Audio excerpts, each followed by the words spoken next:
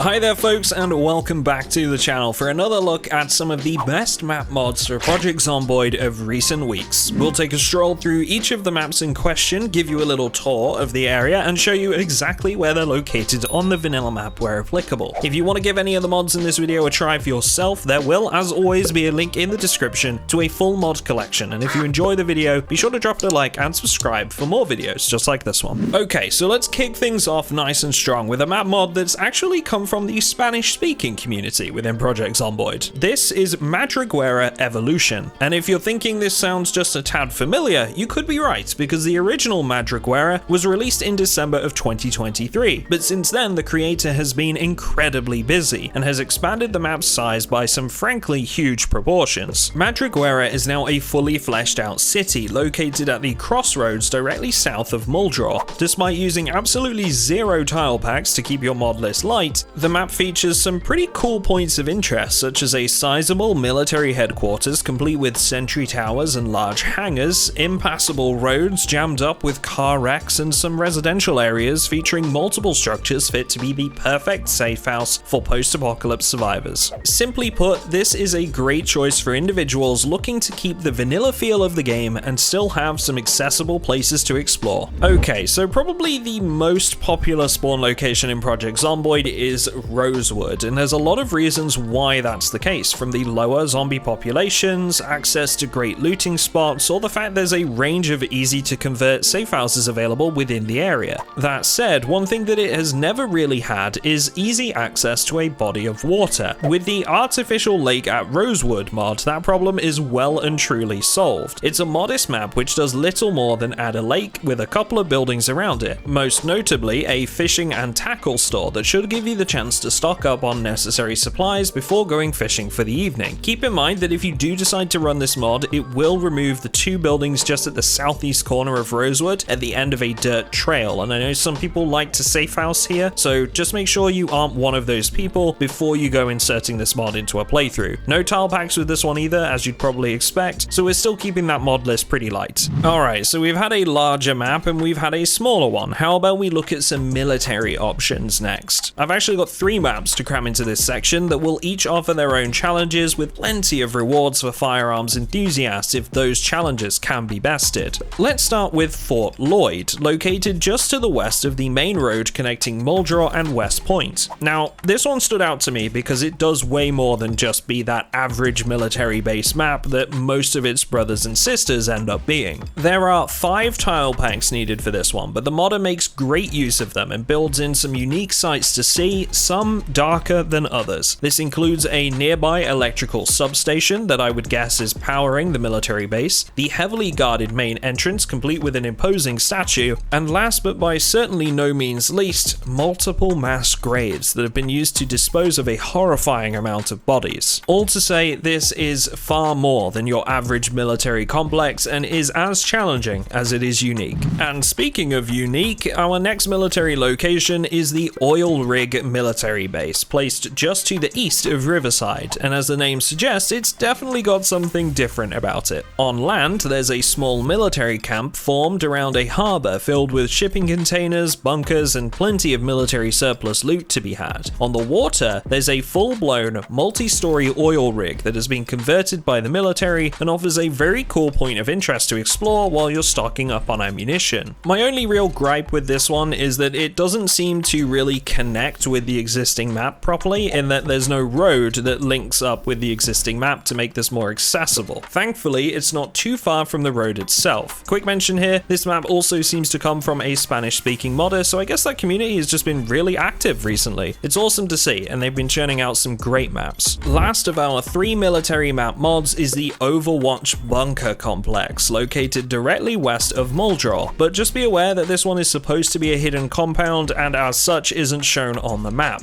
Now, this one is going to give you a challenge, but there are some massive payoffs, because when I say this place is stacked with weapons and ammo, I mean absolutely full to the brim. This bunker was really set to give the inhabitants everything they needed in the apocalypse, with medical bays, living quarters, offices, massive amounts of storage, and even recreational facilities like a well-stocked bar. Again, another example of a military map that does something a little different to the rest of them. Okay, so So that's all of the military maps for today's video. Let's get back to some more residential areas to add to the existing vanilla map. In fact, I've got two maps for you now that bump right up against each other, that being Orchid and Killian Country. Both of these maps sit directly north of Rosewood, beside one another, but offer a slightly different approach to the apocalypse. Let's start with Killian Country. This map is a great representation of how the apocalypse would look a week or two after an outbreak, with points of interest like this Gigamart that has been entirely surrounded by makeshift barricades, seemingly acting as a refuge for survivors. I do kind of wish they'd made use of a tile pack to make the barricades look a bit more interesting, but they've chosen to go with 0 tile packs on this one, and I respect that approach. Other notable places to check out in Killian Country include a sprawling multi-story hotel with a pool you can lounge by, yet another military installation with plenty of loot to discover, and a semi-rural trailer park on the outskirts of town. Now, Orchid, on the other hand, in contrast to Killian Country, looks mostly untouched by the apocalypse as of yet, and seems to offer a more day one-like experience. Orchid isn't perfect to me, and there's definitely some strange choices when it comes to the size or structure of large buildings, like say the hospital, but it's a pretty good example of a suburban area with some more rural undertones, using only vanilla tiles to make it work. There is a tranquil lake to discover with some possible safe house opportunities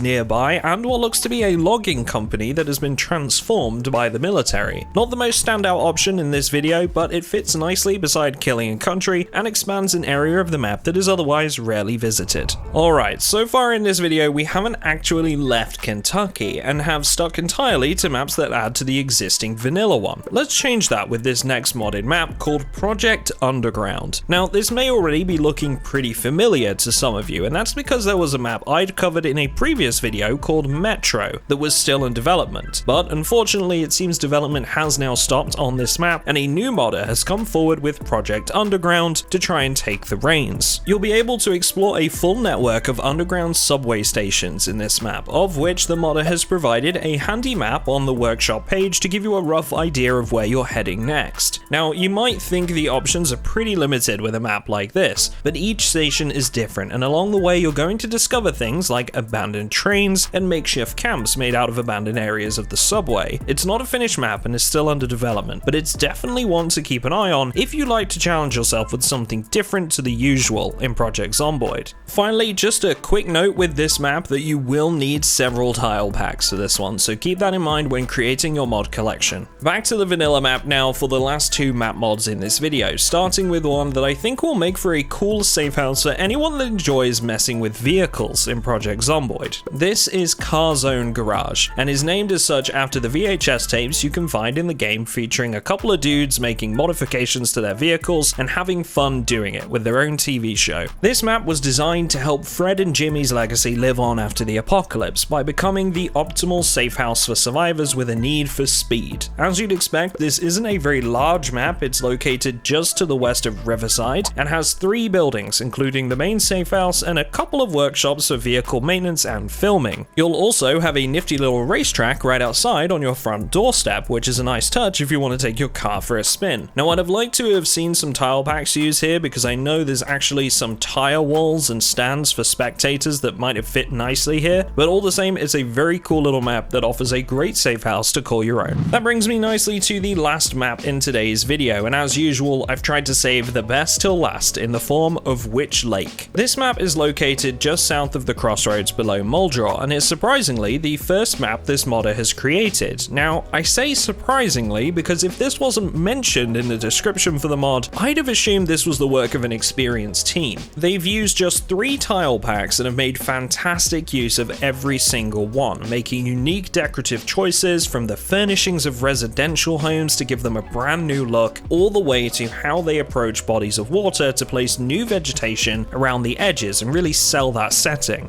Now, every single building in Wit Lake offers something different to see in the form of unique decorative choices, and as such is definitely the reason it's solidified itself as the best map in this video for me personally. Oh, and make sure you stop by the Sexy Witch as well for a drink. I hear it's a really classy joint. Seriously though, kudos to this map modder, and hopefully they go on to make something else because this map is truly awesome. So that's all the maps to check out from this video, and that's it from me in this one, folks. But once again, if you want to give any of these these maps a try for yourself, there's a link in the description to a full mod pack containing all of the maps shown in this video. I'd like to once again say a very special thank you to all of my Patreon subscribers for supporting what I do on a day-to-day basis and for joining our whitelisted Project Zomboid server, where we host unique community events and themed wipes that change every single month. There's a link in the description if you want to join them for as little as £3 a month. Thanks everyone, and I will see you all in the next one.